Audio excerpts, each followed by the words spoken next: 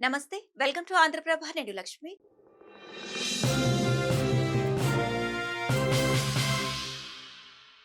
తెలంగాణ కాంగ్రెస్ లో రాజగోపాల్ రెడ్డి రాజకీయం మరోసారి హాట్ టాపిక్ గా మారింది. ఓవైపు రాహుల్ గాంధీ వెంటే ఉంటారని, పార్టీని వీడేది లేదని చెబుతూనే, మరోవైపు ప్రభుత్వ తీరుపై, పదవులపై ఆయన చేసిన విమర్శలు రాజకీయ వర్గాల్లో తీవ్ర చర్చకు దారితీస్తున్నాయి.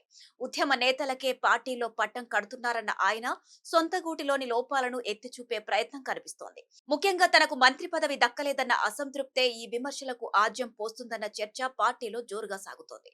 ఇక తమిళనాడు తరహాలో కొత్త పార్టీ రాజకీయ పరిణామాలు తీసుకువస్తా అంటూ రాజగోపాల్ రెడ్డి చేసిన వ్యాఖ్యలు కాంగ్రెస్ లో కలకలం రేపుతున్నాయి. సొంత ప్రభుత్వంలోనే ప్రజాధనం దుర్వినియోగం అవుతుందంటూ ఎమ్మెల్యే హోదాలో ఆయన చేసిన కామెంట్స్ విపక్షాలకు అస్త్రాలుగా మారుతున్నాయి.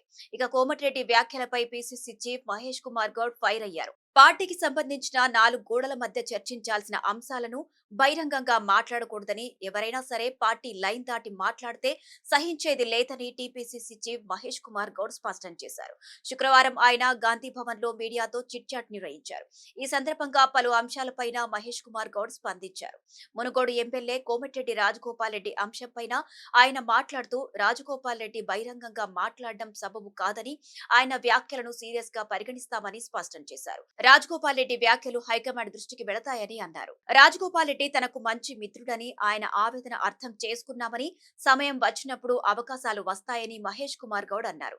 రాజగోపాల్ రెడ్డికి మంత్రి పదవి అంశంపై హైకమాండ్ స్థాయిలోనిదని, ఆ హామీపైన హైకమాండ్ తోనే రాజగోపాల్ రెడ్డి మాట్లాడుకోవాలని మహేష్ కుమార్ గౌడ్ సూచించారు. అభ్యర్థుల పేర్లను ప్రకటించేది పార్టీ అధిష్టానమని, పరోక్షంగా రాజగోపాల్ రెడ్డి ఓ అభ్యర్థి పేరును ప్రకటించడంపై పరోక్షంగా మహేష్ కుమార్ గౌడ్ స్పందించారు. క్రమశిక్షణ విషయంలో కఠినంగా ఉంటామని, పార్టీకి ఫస్ట్ ప్రయారిటీ అని ఆయన తేల్చి చెప్పారు. సమర్థులైన వారికే పదవులు లభిస్తాయని, వచ్చే చైర్మన్ పదవుల్లో పాత వారికి 60%, కొత్త వారికి 40% పదవులు లభిస్తాయని మహేష్ కుమార్ గౌడ్ తెలిపారు. పార్టీ ప్రభుత్వం సమన్వయంతో ముందుకు వెళతామని, ప్రభుత్వ ప్రధాన నిర్ణయాల్లో పార్టీ పాత్ర కూడా ఉంటుందని ఆయన స్పష్టం చేశారు.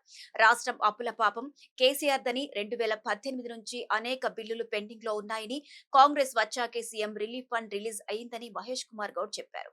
సన్నబియ్యం కార్యక్రమం తెలంగాణలో తప్ప దేశంలో ఎక్కడా లేదని అన్నారు.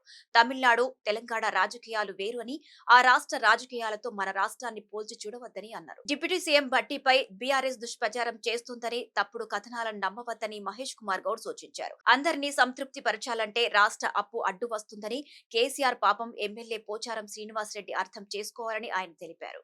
మరిన్ని అప్డేట్స్ కోసం మా ఛానల్ ని ఫాలో అవ్వండి. Keep watching Andhraprabha.